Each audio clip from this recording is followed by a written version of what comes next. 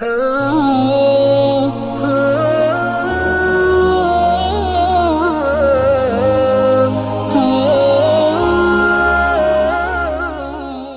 کے نیچے سبسکرائب کے بٹن پہ کلک کریں، بیل کے آئیکن پہ کلک کیجئے تاکہ ہر نئی ویڈیو کی نوٹیفیکیشن آپ کو ملے۔ الحمدللہ وحدہ والصلاة والسلام علی من لا نبی بعد، اما بعد، قال اللہ تبارک و تعالی فی کتابہ المجید والفرقان الحمید، اعوذ باللہ من الشیطان الرجیم، بسم اللہ الرحمن الرحیم، ان اللہ مع الذین اتقوا والذین هم محسنون۔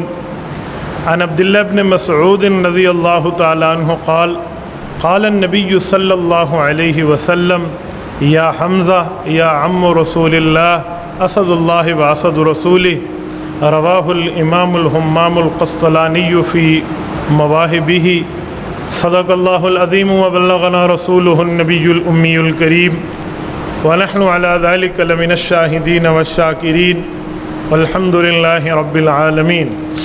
میرے معزز دوستو، شوال المکرم کی 15 تاریخ کو رسول اللہ صلی اللہ علیہ وآلہ وسلم کے چچا حضرت حمزہ رضی اللہ تعالیٰ عنہ اس دنیا سے گئے ہیں۔ حضرت حمزہ حضور پاک علیہ السلام سے عمر میں 2 سال چھوٹے ہیں، اور رسول اکرم صلی اللہ علیہ وسلم کے چچا بھی ہیں اور حضور پاک علیہ السلام کے رضائی بھائی بھی ہیں۔ چچا تو ہیں ہی، رضائی بھائی کا مطلب یہ ہے کہ حضرت رسول اللہ کو ابو لہب کی لونڈی حضرت سویبہ نے دودھ پلایا ہے، اسی خاتون نے حضرت حمزہ کو دودھ پلایا ہے۔ حضرت حمزہ کا اسلام لانے کا واقعہ بڑا عجیب ہے۔ یہ شکار کر کے واپس آ رہے تھے تو بہن صفیہ نے کہا کہ بھائی آج ہمارے بھتیجے کو ابو جہل نے بڑی گالیاں دی ہیں، اور تو شکار اور تیر اور کمان یہ چیزیں جانوروں کے لیے رکھ رہا ہے، اس جیسے جانور کو کوئی اپنا تیر اور کمان سے کام دکھا، ورنہ یہ تو آپ کے بھتیجے کو کیا سے کیا نہ کر جائے۔ تو حضرت حمزہ واپس الٹے پاؤں لوٹے۔ ابو جہل خانہ کعبے میں ایک سائڈ میں بیٹھا تھا، اس کے قریب آ کر اس کے سر پہ اپنی کمان کو مارا اور اسے پکڑ کے بالکل وہیں گرا دیا، اور کہا تجھے شرم نہیں آتی؟ تو میرے بھتیجے کے خلاف گالیاں دینا، مارنا اور اس ظلم سے باز نہیں آ رہا؟ آپ کیا سمجھتے ہو کہ وہ اکیلا ہے؟ تو ابو جہل کو 2 خوف ہو گئے، ایک جسمانی اور ایک ذہنی۔ جسمانی تو یہ تھا کہ مجھے مارے گا، پہلوان ہے، مجھے چھوڑے گا نہیں، اور ذہنی خوف تو یہ ہو گیا کہ کہیں یہ بھی کہیں مسلمان نہ ہو گیا ہو۔ تو ابو جہل نے پوچھا کیا تو بھی اس کا تابع دار ہو گیا ہے؟ مار کھانے کے دوران حضرت حمزہ نے فرمایا ہاں اس میں کون سی بری بات ہے، اس کی ساری باتیں سچی ہیں، میں تو اسے مانتا ہوں۔ یہ ہدایت کا سبب بنا تھا۔ اور جب رسول اللہ صلی اللہ علیہ وسلم کے پاس آئے اور آ کر بتایا بھتیجے میں نے اس کے سر سے خون نکالا ہے، اب تو خوش ہو؟ تو حضور علیہ السلام نے فرمایا کہ چچا میری خوشی تب ہوگی جب تو بھی کلمہ پڑھ لے۔ تو حضرت حمزہ نے کلمہ پڑھ کے ایمان لائے۔ سیدنا حمزہ رضی اللہ تعالیٰ نے حضور پاک صلی اللہ علیہ وسلم کے ساتھ ہجرت کی ہے، مدینہ منورہ کی، اور جنگ بدر میں حضرت حمزہ رضی اللہ عنہ نے وہ کارنامے سر انجام دیے ہیں کہ اس جیسے کارنامے بڑا مشکل ہے۔ اس کی وجہ حضور پاک علیہ السلام نے جنگ بدر میں 3 انصاری صحابہ کو پہلے مقابلے کے لیے بھیجا تھا، تو مکہ کے کافروں نے کہا یہ ہمارے برابر کے نہیں ہیں، ہمارے برابر کے بندے بھیجو، مکی بھیجو۔ تو حضور علیہ السلام نے حضرت عبیدہ، حضرت علی اور حضرت حمزہ کو بھیجا تھا، سب سے پہلے یہ نکلے تھے، اور حضرت عبیدہ کے حضرت حمزہ کے ہاتھوں 2 کافر پہلی بار میں قتل ہوئے تھے۔ اس جنگ میں حضرت حمزہ کے پاس 2 تلواریں تھیں اور دونوں سے بیک وقت لڑا کرتے تھے۔ یہ جو ہمارے کراٹے میں ننچکو ایک گیم ہے، یہ حضرت حمزہ رضی اللہ عنہ کے فائٹنگ کے اصول ہیں جس کو آج اپنایا جاتا ہے، دونوں ہاتھوں سے بیک وقت لڑنے کا طرز۔ جنگ احد میں یہ ان کی شہادت ہوئی ہے۔ حضرت حمزہ رضی اللہ عنہ کے بارے میں آتا ہے کہ یہ جس طرف منہ کرتے نا کوئی کافر زندہ نہ بچتا تھا، ان کا گھوڑا جس طرف منہ کر دیتا کوئی زندہ نہ بچتا۔ 27 کفار کے وہ بندے جو حضور پر حملہ کرنے آئے اور زندہ واپس نہیں گئے، یہ حضرت حمزہ کے تلوار کی برکت تھی۔ یعنی ایک تلوار سے ایک ہی وار میں ایک بندے کو ڈھا دینا، یہ حضرت حمزہ رضی اللہ عنہ کا کمال ہے۔ 27 کافروں کو صرف ایک تلوار کے ساتھ جنگ احد میں جو ہے نا ان کا کام تمام کیا۔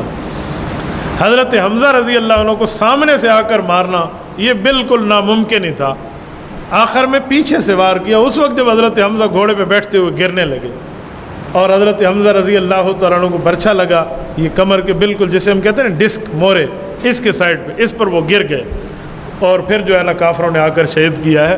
سیدنا حمزہ رضی اللہ تعالیٰ عنہ کو شہادت کے بعد مسلح کیا گیا۔ مسلح کے معنی ناک کان کاٹ دیے گئے تھے اور دل مبارک کو نکال کر چبایا گیا تھا۔ حضرت حمزہ رضی اللہ تعالیٰ عنہ کی یہ شہادت رسول اللہ صلی اللہ علیہ وسلم کو بڑا دکھ دے گئی۔ حضور پاک علیہ الصلوۃ والسلام جب حضرت حمزہ رضی اللہ تعالیٰ عنہ پر آئے تو حضرت حمزہ رضی اللہ تعالیٰ عنہ پر ٹھہر کے اللہ کے رسول نے جو لفظ بولے ہیں نا، مواہب اللدنیہ میں امام احمد قسطلانی رحمۃ اللہ علیہ نے اس کو ذکر فرمایا ہے۔ حضرت عبداللہ بن مسعود فرماتے ہیں میں حضور پاک کے ساتھ تھا رضی اللہ عنہ، جب حضور پاک علیہ السلام حضرت حمزہ پہ آئے اور آ کر فرمایا یا حمزہ یا عم رسول اللہ یا فاعل الخیرات یا فاعل الخیرات والقربات اسد اللہ و اسد رسولی، فرمایا حمزہ تو بہت اچھی نیکیاں کرنے والا تھا، تو نبی کا چچا ہے، خالی چچا نہیں ہے، تو میرا بھی شعر ہے، میرے اللہ کا بھی شعر ہے۔ اور حضور پاک علیہ الصلوۃ والسلام نے فرمایا میں اس کے بدلے میں 70 کافروں کے ساتھ یہی کروں گا جو انہوں نے میرے چچا کے ساتھ کیا۔ اتنے غم میں حضور ٹھہرے ہیں۔ حضرت عبداللہ بن مسعود کی روایت رضی اللہ عنہ فرماتے ہیں اتنا شدید رونا ہم نے حضور کا کبھی نہیں دیکھا جتنا اس پر روئے۔ تو قرآن کریم کی آیت اتر گئی، فرمایا پیغمبر ایک کے بدلے میں ایک ہوتا ہے، ایک کے بدلے میں 70 نہیں ہوتے۔ اندازہ لگائیں انصاف کیسے سکھایا جا رہا ہے۔ آیت کیا اتری؟ وَإِنْ عَاقَبْتُمْ فَعَاقِبُوا بِمِثْلِ مَا عُوقِبْتُمْ بِهِ، فرمایا اگر انہوں نے آپ کے ساتھ زیادتی کی ہے آپ وہی زیادتی کا بدلہ ہی دے سکتے ہیں، ایک کے ساتھ ایک۔ وَلَئِنْ صَبَرْتُمْ لَهُوَ خَيْرٌ لِلصَّابِرِينَ، اے ہمارے نبی اگر آپ نے اس موقع پر بھی صبر کیا تو صبر کا فائدہ بہت اچھا ہوگا۔ اور پھر فرمایا وَلَا تَحْزَنْ عَلَيْهِمْ، آپ ان بندوں کی ان کاموں کے اوپر پریشان نہ ہونا۔ اور اگلی آیت میں فرمایا ان اللہ مع الذین اتقوا، جس نے تقوی رکھا ہے وہ اللہ کے معیت میں ہے، والذین هم محسنون، یہ نیک لوگ ہیں۔ یہ آیت اتری۔ اس آیت میں رسول اقدس صلی اللہ علیہ وسلم کو بتایا گیا تھا کہ اگر آپ صبر کریں گے تو بہتر ہوگا۔ وہ بہتر کیا ہے؟ یعنی اس کے قاتل کو بھی ہم ایمان کی دولت نصیب کریں۔ یہ رسول اللہ صلی اللہ علیہ وسلم کو اشارہ آیا۔ یہ 14واں پارہ اس پر ختم ہو رہا ہے، آگے سے 15واں پارہ شروع ہو رہا ہے۔ یہ آیات اترے تو حضور پاک علیہ الصلوۃ والسلام غم میں تو تھے ہی۔ آپ علیہ السلام نے ایک ایک شہید کا جنازہ پڑھا۔ حضرت حمزہ کا جنازہ آگے رکھا رہا، بالکل نہیں اٹھایا گیا۔ 70 شہداء کا جنازہ تھا تو 70 مرتبہ حضرت حمزہ کا جنازہ ہوا ہے۔ جب قبر میں ڈالنے کی باری آئی تو حضرت عبداللہ بن جہش ان کے بھانجے ہیں، یہ اکٹھا حضرت حمزہ کو ان کے ساتھ قبر میں رکھا گیا۔ حضرت ابن مسعود فرماتے ہیں کالی اور سفید دھاگے والی چادر تھی، کالی اور سفید دھاگے والی، اس جھنڈے میں حضور پاک علیہ السلام نے حضرت حمزہ کو کفن دیا ہے۔ حضرت حمزہ رضی اللہ میسر ہو تو سفید کپڑا دے، سفید نہ ہونا تو کوئی کپڑا بھی دے سکتے ہیں کفن کے طور پہ۔ اگر سر ڈھانکتے تھے تو پاؤں کھل جاتے اور پاؤں ڈھانکتے تھے تو سر کھل جاتا، تو آخر سر کو ڈھانکا گیا اور پاؤں پر اس کا گھاس ڈال دیا گیا۔ یہ حضرت حمزہ رضی اللہ عنہ ہے۔ جنہوں نے ان کو برچھا مارا تھا پہلا، اس کا نام ہے وحشی بن حرب۔ اللہ نے اس شخص کو بھی ایمان کی دولت نصیب کی۔ حضور اقدس صلی اللہ علیہ وآلہ وسلم جب مکہ مکرمہ فتح کر رہے تھے تو یہ بھاگ کے چلے گئے۔ کہاں گئے؟ سمندر کے کنارے، صابر سے بھی آگے، اور وہاں سے کہا بس میں نکل جاتا ہوں اس ملک سے کسی اور جگہ۔ تو کسی نے آ کر کہا کہ اگر آپ معافی مانگ لو نا تو معاف ہو جائے گا، تو بس شرک بندہ نہ کرے۔ تو اس نے کہا میں تو بہت بڑا مشرک ہوں، میں نے تو شرک کیا، مجھے کیسے معافی ملے، میں نہیں آتا۔ تو حضور پاک علیہ الصلوۃ والسلام کے اوپر اللہ کی قرآن کی آیت اتری اور حضور علیہ الصلوۃ والسلام نے وہ آیت بھجوائی۔ وہ آیت کیا تھی؟ فرمایا ان اللہ یغفر ما یشاء، اللہ جسے چاہے گا بخشے گا، لیکن یاد رکھے شرک والا نہیں بخشا جائے گا۔ انہوں نے انکار کر دیا آنے سے، تو پھر دوسری آیت نازل ہوئی، فرمایا لا تقنطوا من رحمت اللہ ان اللہ یغفر الذنوب جميعا، اگر سچی توبہ کر لو تو اللہ ہر گناہ معاف کر دیں گے۔ اور حضور علیہ السلام نے اس آیت کے نازل ہونے کے بعد اپنی پگڑی مبارک، امامہ مبارک کو ایک صحابی کے ہاتھوں دے کر بھجوایا تھا کہ میری طرف سے اس کو ضمانت دو، آپ آ جاؤ۔ آپ اندازہ لگائیں کسی بندے کو جہنم سے بچا کر جنت لے جانا، یہ نبی علیہ الصلوۃ والسلام کی صفت ہے۔ تو وہ آئے اور انہوں نے آ کر کلمہ پڑھا۔ حضور پاک علیہ الصلوۃ والسلام نے ان کو معافی کی خوشخبری سنائی، لیکن ساتھ یہ کہا کہ میرے سامنے نہ بیٹھنا، مجھے چچا کی یاد آ جاتی ہے۔ اس کا مطلب یہ نہیں تھا کہ ان کے گناہ معاف نہیں ہوا، مطلب یہ تھا کہ مجھے چچا کا غم یاد آ جاتے ہیں، میرے پیچھے بیٹھے۔ انہوں نے کبھی رسول اللہ صلی اللہ علیہ وسلم کے آگے بیٹھنے کی جرت نہیں فرمائی۔ جب رسول اکرم صلی اللہ علیہ وسلم دنیا سے گئے اس کے بعد جو مدعی نبوت مسلمہ کذاب آیا، یہ بہت بڑا فتنہ تھا، بہت بڑا فتنہ تھا، جس کا مقابلہ حضرت ابوبکر صدیق نے کیا۔ 1200 صحابہ اس کے جنگ میں شہید ہوئے تھے۔ 1200 صحابہ حضور کی زندگی میں کبھی شہید نہیں ہوئے کسی جنگ میں۔ یہ ختم نبوت کے مسئلے پر اس نے کہا تھا میں نایا نبی ہوں، میں حضور کے بعد آیا ہوں۔ ابو بکر کو کیا پتہ ہے نبوت کسے کہتے ہیں؟ میں نبی ہوں، میری بات مانو۔ یہ کہہ کر لوگوں کو گمراہ کر رہا تھا اور معجزہ دے رہا تھا کہ 3 نمازیں معاف ہیں، پر صرف 2 نمازیں پڑھیں گے، ظہر اور عصر، باقی کوئی نماز معاف ہے، باقی کوئی نماز نہیں ہے، یہ میرا معجزہ ہے۔ تو اس سے مقابلے کے لیے حضرت صدیق اکبر نے جو لشکر بھیجا، تو حضرت واشی کہتے ہیں کہ میں بھی اس لشکر میں شامل تھا۔ جب ہم یمامہ پہنچے اور اس سے جنگ ہوئی تو میں نے دل میں ارادہ کیا کہ اے اللہ، میں نے کافروں کے ہاتھوں اس کفر کی زندگی میں حضرت حمزہ کو شہید کیا تھا، وہ دنیا کا بہتر آدمی تھا۔ اے اللہ، اگر آپ مجھے یہ سعادت دے دیں کہ اس ملعون کو میری تلوار سے قتل ہونا نصیب ہو تو میرے لیے بہت سعادت کی بات ہوگی۔ میں کل قیامت میں اللہ کے رسول کے سامنے کہہ سکوں گا کہ اگر برا بندہ، اچھا بندہ، سب سے اچھا بندہ حالت کفر میں میرے ہاتھوں قتل ہوا ہے تو سب سے بڑا دشمن کو بھی میں نے آپ کے دشمن کو مارا ہے۔ تو یہ دعا مانگتے ہوئے اس قلعے میں داخل ہوئے تو اللہ نے یہ سعادت ان کے ہاتھوں نصیب کی۔ مسلمہ کذاب قتل ان کے ہاتھوں سے ہوا، اور پھر اس کے بعد نعرہ تکبیر فرما کر کہنے لگے قتل تو شر الناس و خیر الناس، اگر اچھا بندہ میرے ہاتھوں سے گیا ہے تو ایک برا بندہ بھی میرے ہاتھوں سے گیا ہے۔ یہ حضرت واشی بن حرب ہے رضی اللہ عنہ۔ میرے دوستو، ان کا کلیجہ چبانے کی جو عام طور پہ روایت بیان کرتے ہیں وہ حضرت ہندہ رضی اللہ عنہ کے بارے میں بیان کرتے ہیں۔ یاد رکھیں، حالت کفر میں جتنا گناہ ہو، ایمان لانے کے بعد وہ گناہ صاف ہو جاتے ہیں۔ آپ نے سنا ہوا نہیں ہے کہ 100 سال کا کافر بھی کلمہ پڑھ لے تو سارے گناہ معاف ہو جاتے ہیں؟ تو حضرت ہندہ نے اگرچہ یہ کلیجہ چبایا تھا، وہ حالت کفر تھا، لیکن جب مسلمان ہوئی ہیں، ایمان لائی ہیں، یا اذا جاءک المؤمنات کہہ کر قرآن نے مؤمن کہا ہے، ان کے کلمے کو حضور پاک علیہ الصلوۃ والسلام نے تسلیم کیا ہے تو ان کے سارے گناہ معاف ہو گئے ہیں۔ اب یہ گناہ انہیں نہیں کہا جا سکتا کہ حضرت ہندہ نے کلیجہ جبایا تھا لہٰذا یہ کام ہوا، یہ کام ہوا، یہ غلط ہوا، یہ نہیں کہا جا سکتا۔ اس کی وجہ ایمان لانے کے بعد گناہ ختم ہو جاتا ہے۔ میں بعض اوقات حیران ہوتا ہوں ان لوگوں پہ جو آج بھی حضرت ہندہ پر فرد جرم عائد کر کے بیٹھے ہوئے ہیں، انہوں نے کلیجہ چبایا تھا۔ بھئی اس کے بعد کیا ہوا تھا؟ اس کے بعد معافی مانگ لی، اس کے بعد کلمہ پڑھ لیا، ایمان لے آئی، صحابیہ بنی، اور ایک درجے میں رسول اللہ کی ساس بنتی ہیں۔ ان کی بیٹی حضرت ام حبیبہ رضی اللہ عنہ رسول اللہ صلی اللہ علیہ وسلم کی بیوی ہیں۔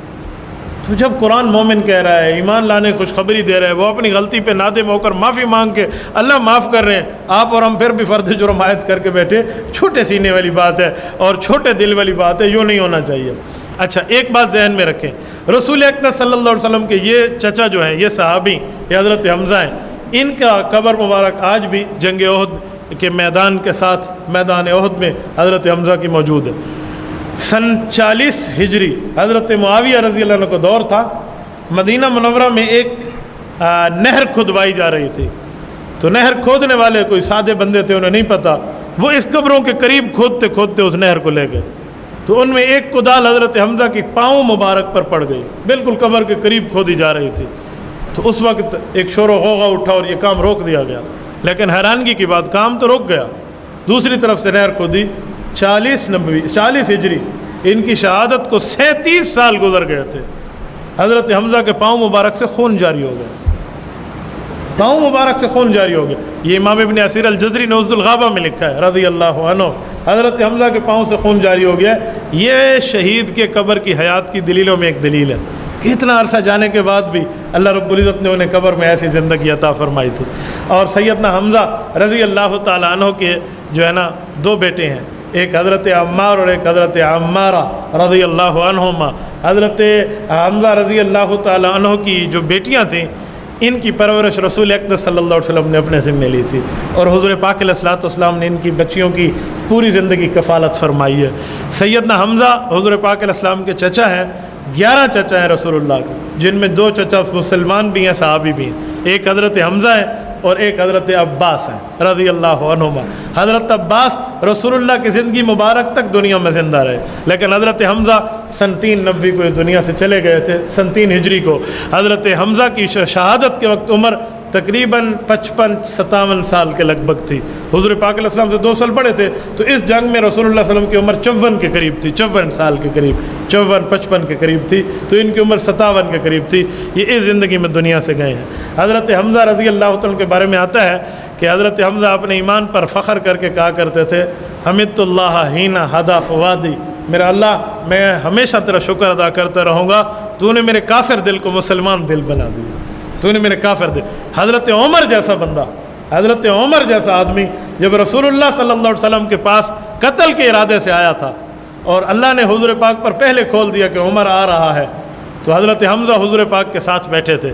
حضور نے جب فرمایا کہ عمر آ رہا ہے، مشہور تھا کہ عمر تلوار لے کر آئے گا، قتل کے ارادے سے آئے گا، تو حضرت حمزہ نے یوں بازو چڑھا لیے تھے اور حضور پاک علیہ السلام کو فرمایا تھا آج عمر آ رہا ہے نا تو آج اپنا حشر بھی دیکھ لے گا۔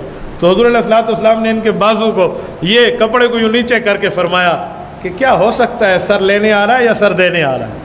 تو حضرت حمزہ رضی اللہ عنہ نے جا کر دروازہ کھولا تھا، جب حضرت عمر نے کھٹکھٹایا، کیونکہ ان کے ایمان لانے سے پہلے حضرت حمزہ ایمان لائے ہیں، تو جب انہوں نے دروازہ کھولا تو حضور پاک علیہ السلام سمجھ گئے کہ پہلوان آدمی ہے، کہیں پکڑ نہ لے، واقعہ کچھ یوں نہیں ہے، اب تو عمر کا دل بدل چکا ہے، وہ تو کلمہ پڑھنے کی نیت سے آئے گا۔ اس موقع پہ حضرت حمزہ کے کندھے پہ ہاتھ رکھ کے حضور نے پیچھے کیا، حضرت عمر کا دروازہ کھولا، حضرت عمر اندر آئے تو حضور علیہ السلام گلے ملے۔ حضرت عمر کہتے ہیں میں اپنی طاقت پہ بڑا گھمنڈ کیا کرتا تھا، بلکہ گھمنڈ کیا ان کی طاقت تھی، کافروں نے خود کو بزدل مان کے اسے بہادر مانا تھا کہ تو جا یہ کام کر کے آ، وہ کہتے تھے مجھے اپنی طاقت پہ بڑا فخر تھا، لیکن جب رسول اللہ صلی اللہ علیہ وسلم نے مجھے گلے مل کے دبایا، اگر مجھے کچھ لمحے بعد نہ چھوڑتے تو میں یہ سمجھ لیتا کہ میری دائیں پسلیاں بائیوں میں آ جاتی اور بائیں پسلیاں دائیں میں آ جاتی۔ ایک پیغمبر کی طاقت جنتی انسان کے 40 طاقت جتنی برابر ہوتی ہے، اور ایک جنتی کو 1000 انسان جتنی طاقت ہے، تو 40,000 آدمیوں کی طاقت ایک نبی میں ڈال دی جاتی ہے، تو حضرت عمر جیسا بندہ کیسے برداشت کر سکے؟ اس موقع پہ بھی حضرت حمزہ رضی اللہ تعالیٰ عنہ کے بارے میں آتا ہے کہ جو ہے نا کیا کہتے ہیں، ان کو ایسا اچھا مقام ملا۔ حضرت حمزہ وہ ہیں جن کو سب سے پہلے حضور علیہ السلام نے سید الشہداء کا لقب دیا تھا، سید الشہداء۔ حضرت عمارہ فرماتے ہیں کہ ایک موقع پہ ایک بچہ پیدا ہوا تو وہ رسول اللہ صلی اللہ علیہ وسلم کے پاس لائے اور آ کر عرض کیا یا رسول اللہ ہم اس کا نام کیا رکھیں؟ تو حضور علیہ السلام نے فرمایا وہ نام رکھو جس کو میں پیار کرتا ہوں، جس نام سے۔ انہوں نے کہا رسول اللہ وہ کیا ہے؟ تو فرمایا حمزہ اس بچے کا نام رکھ لو، یعنی اس نام سے رسول اللہ صلی اللہ علیہ وسلم نے ایسا پیار فرمایا۔ حمزہ کا اپنا معنی بھی شیر ہوتا ہے، لیکن حضور علیہ السلام نے ان کو اعزاز دینے کے لیے فرمایا اسد اللہ و اسد رسولی، یہ صرف مکے کا مدینے کا شعر نہیں ہے بلکہ یہ میرا بھی شعر ہے اور اللہ کا بھی شعر ہے۔ اور جب ان کی زخمی حالت پہ رسول اللہ صلی اللہ علیہ وسلم تشریف لائے تھے تو حضرت صفیہ ان کی سکی بہن ہے وہ دیکھنے کے لیے آ رہی تھی، تو حضور پاک علیہ السلام نے صحابہ کو فرمایا تھا اسے روک دو، بہن ہے، بھائی کی کٹی ہوئی لاش کو دیکھ کے برداشت نہ کر سکے گی۔ تو حضرت صفیہ کو حضرت زبیر نے روکا تو بیٹے کو یوں تھپڑ مار کے کہا ہٹ جا، تو مجھے روکتا ہے، میں صبر کرنے والی ہوں، میں جزا فضا کرنے والی نہیں ہوں، ماتم میرا کام نہیں ہے، میرا کام صبر ہے، یوں کہہ کر اپنے بیٹے کو ہٹا دیا تو ان کے جسم پر آ گئی تھی۔ حضرت حمزہ کی شہادت پہ اللہ کے رسول نے فرمایا تھا جب قیامت کا دن آئے گا ان شہداء کے بارے میں گواہی مانگی جائے گی کہ ان نے دین کے لیے کتنا بڑا کام کیا تھا، تو میں محمد صلی اللہ علیہ وسلم ان 70 شہداء کے بشمول اپنے چچا کی میں گواہی دوں گا۔ اور حضور پاک علیہ السلام کے چچا ہیں، اور حدیث پاک میں ام الرجل سن و ابی، بندے کا چچا اس کی باپ کی مانند ہوتا ہے، تو اس کو رسول اللہ صلی اللہ علیہ وسلم کی والد کا درجہ دیا گیا ہے۔ اسی مہینے کی 15 تاریخ ہے، جنگ احد ہے، حضرت حمزہ رضی اللہ تعالیٰ عنہ دنیا سے گئے ہیں۔ یہ ایسے بہادر لوگ ہیں جن کی شہادت تک ان کے ہاتھوں میں تلواریں ہیں۔ اسی جنگ میں ان کے ساتھ ایک صحابی شہید ہوئے، تو ایک اور صحابی کہتے میں نے پانی پلانے گیا، تو انہوں نے پانی پیا اور مجھے فرمایا کہ حضور پاک علیہ السلام سے کہہ دینا کہ یا رسول اللہ ہم نے موت کے آخری دم تک آپ کی حفاظت کا کام کیا۔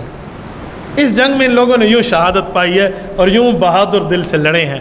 میں کہتا ہوں بیمار ذہن ہے جو ان جیسے صحابہ کو کہیں کہ جو ڈر گئے تھے، بیمار ذہن کی مانند ہیں وہ طبقہ اور وہ لوگ جو ان جیسے صحابہ کو کہہ دیں جنہوں نے موت تک شہادت کو سینے سے لگایا، ہم انہیں کہتے ہیں ان کے نعوذ باللہ ڈرپوک تھے، یا ان کے دل میں ڈر تھا، یا یہ رسول اللہ صلی اللہ علیہ وسلم کی حفاظت نہیں کر سکے تھے۔ میرے خیال میں اگر ہمیں یوں نظر آتا ہے تو پھر دن کی روشنی کو کوئی اندھیرا کہے تو اس کی اپنی آنکھ کا مسئلہ ہے، دل کے ایمان کا مسئلہ ہے۔ جتنا دل ایمانی نور سے منور ہوتا ہے اتنے یہ ایمانیات والے نظر آتے ہیں، اور اگر دل کے ایمان پر کالا کا چکی ہوتی ہے تو پھر صحابہ کے ایمان کو لوگ تاریخ میں تولتے ہیں۔ تاریخ میں صحابہ کا ایمان نہیں تولا جا سکتا۔ صحابہ کا ایمان دیکھنا ہے تو اللہ کے قرآن سے دیکھیں، رسول اللہ کے فرمان سے دیکھیں۔ حضور پاک صلی اللہ علیہ وسلم کے صحابی اور رسول اللہ کے والد کی جگہ ہیں. دعا فرمائے اللہ پاک ان کی قبر پہ کروڑوں اربوں رحمتیں نازل فرمائے. قیامت میں ہمیں حضرت حمزہ رضی اللہ تعالیٰ کا ساتھ عطا فرمائے. وآخر دعوانا ان الحمد للہ رب العالمین.